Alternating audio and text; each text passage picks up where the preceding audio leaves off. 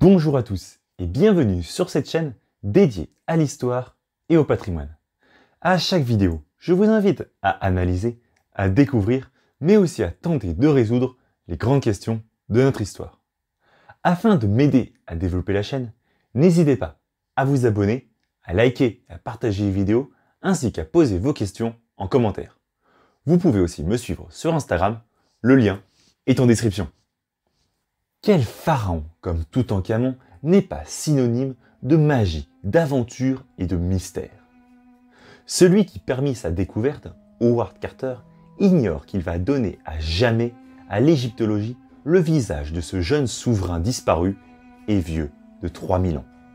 Carter ignore aussi que sa découverte va lancer la création du mythe de la malédiction des pharaons, qui va entraîner dans la mort un grand nombre de ceux ayant participé à la découverte de la tombe de l'enfant roi.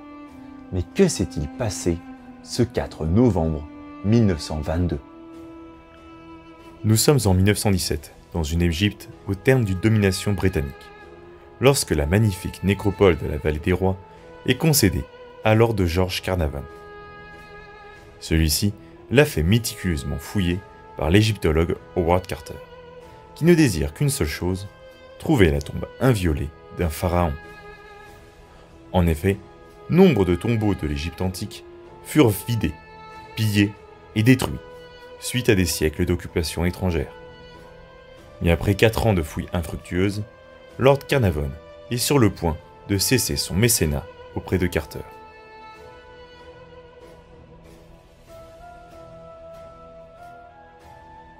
Ce dernier décide néanmoins, à l'automne 1922, de se lancer dans un ultime chantier de fouilles. Ainsi, le 4 novembre 1922, à travers les gravats et la poussière, une dalle en pierre est déterrée du sol égyptien. Un escalier de 12 marches est dégagé jusqu'à une ancienne porte au sceau intact. Carter, pressentant la valeur de sa découverte, envoie en Angleterre un télégramme à son protecteur. « Avons fait une découverte extraordinaire dans la vallée. Une tombe somptueuse dont les sceaux sont intacts. Félicitations. » Lord Carnarvon, heureux d'apprendre la nouvelle, s'empresse d'arriver à Luxor le 23 novembre 1922.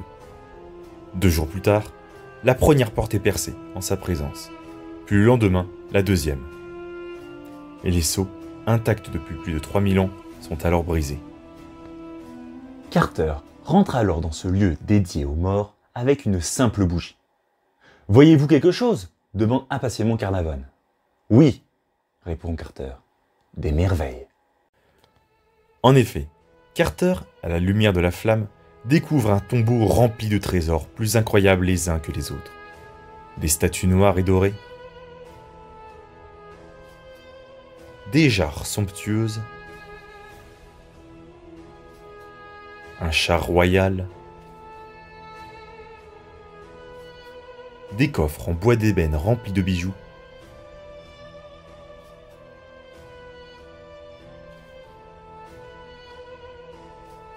et surtout une chapelle d'éternité contenant le sarcophage en or du mystérieux pharaon Toutankhamon.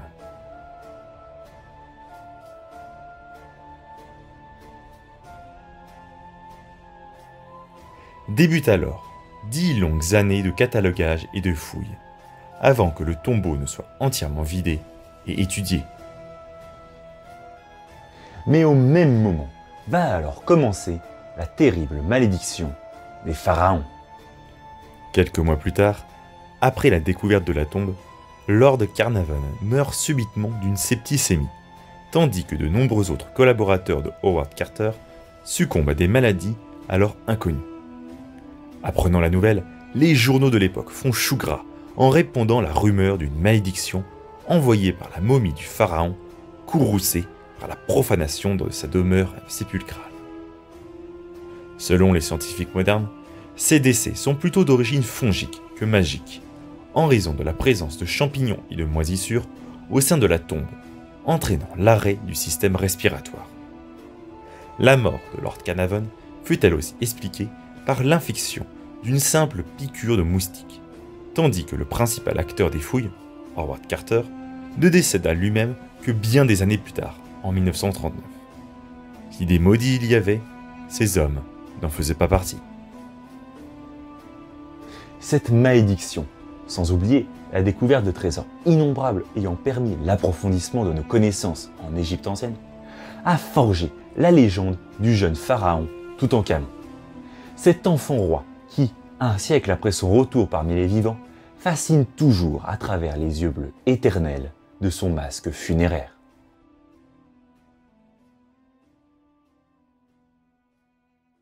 Je vous remercie pour votre attention et pour votre fidélité. Je vous donne rendez-vous pour une prochaine vidéo. En attendant, je vous dis à très bientôt.